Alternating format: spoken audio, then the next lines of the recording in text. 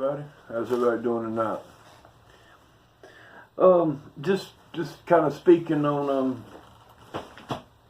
Went to a sweet church last night down in Smithfield and met some awesome people.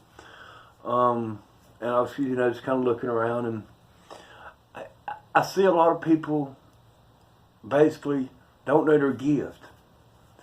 And I want to make it clear, you don't have to go to church to have a gift. God can speak to you just as clear out here in the streets as they say they do in church. So when God gives you something maybe to say to somebody, or maybe I don't think if He didn't want it to come up, He didn't expect it not. If it come up, He wanted you to tell it. If it come up, come out. But and then he'll teach you how to.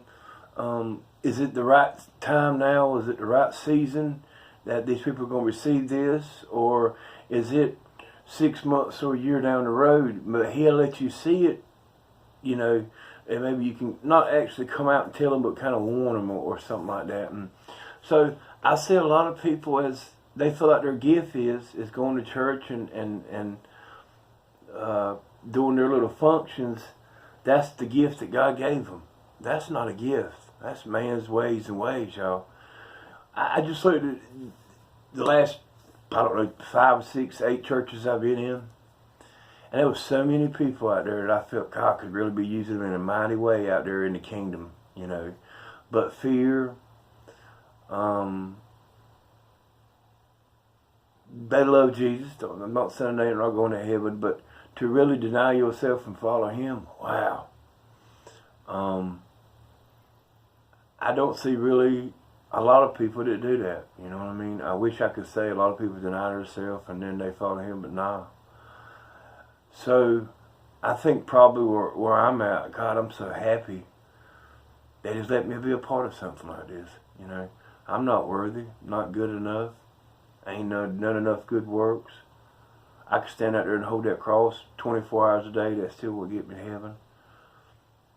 He went to that cross one day, and everything ended, and it began there. So any healing that you think that God's going to heal you later on, you're already healed. It might just ain't manifest yet. And it's just a shame that I see we have teachers in there. I see prophets. I see sometimes it could be a man, an apostle, go out and play. I see people sitting in some of these churches, and I'm like, wow. And they don't know, you know what I mean? They're really gift. They think by coming to church, abiding by the laws, going home, that's Jesus. No, y'all. If you'll go to Corinthians,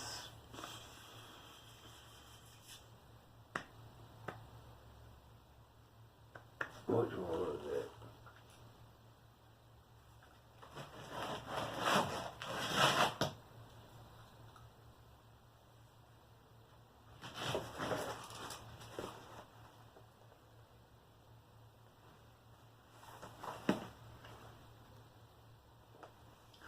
Yeah, if you'll go to Corinthians, 1 Corinthians, about, got one light on, that's how I see it's like a little camera thing. You can look down through it. Ooh, I get the old mask going. But anyway, there you got some light now.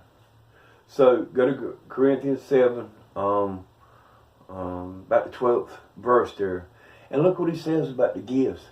He says He has gave each individual a gift. And Lord, you're not being taught. You're not even trying to see, what your gifts are. And you could be the next evangelist to win many to Christ, but you're too scared to step out. Look, if you always got to wait for the church to get together and all 12 people come out there and stuff like that, you're never going to do nothing. You just got to say, Lord, I'm going to do something. It don't make a bit of sense, but watch what happens years later. You say, Anthony, how it knows it works? I know it does. I've seen it happen. You know what I mean? I have really just...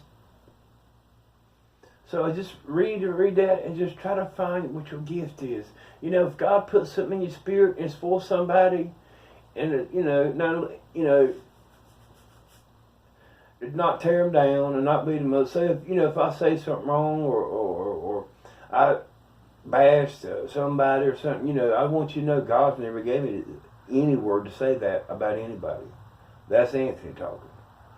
God ain't gave me some great divine message to tear him down and then say it was from him. So that's just my fleshly, that's my ignorance sometimes. We're supposed to be edifying the church, lifting them up, encouraging them.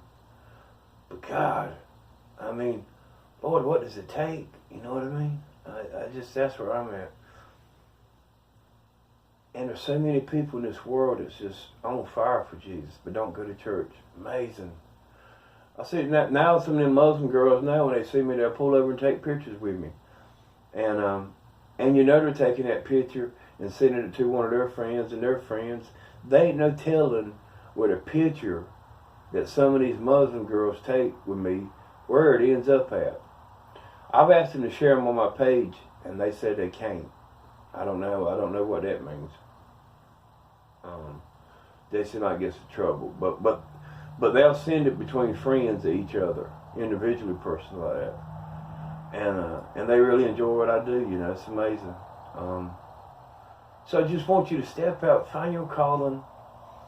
Hey, if God tells you to say something, speak it sometimes. Sometimes it's going to be right. Sometimes it's like you're not going to be at 100% right every time you go to do something for Him. That's no way. It's not that possible. But if you do make a mistake and you do mess it up, don't worry about it. Get back up, do it again the next day. Because look, He's going to, even in something bad, He's going to get the glory. So if you put your foot in your mouth, then He's going to humble you until you go back to that person and say you're sorry. And then that's going to sow a seed in that person. So any way it works, you witness to Him, you win souls, or you get in an argument with Him, and He brings you back a couple weeks later and changes. It's going to work it out. Everything works out for the glory of God, for the ones that believe in Him. So believe in Him. You ain't got to worry about beating them church doors down. You ain't got to worry about going there matching up. Read your little verse at night time at home. Get to know Jesus like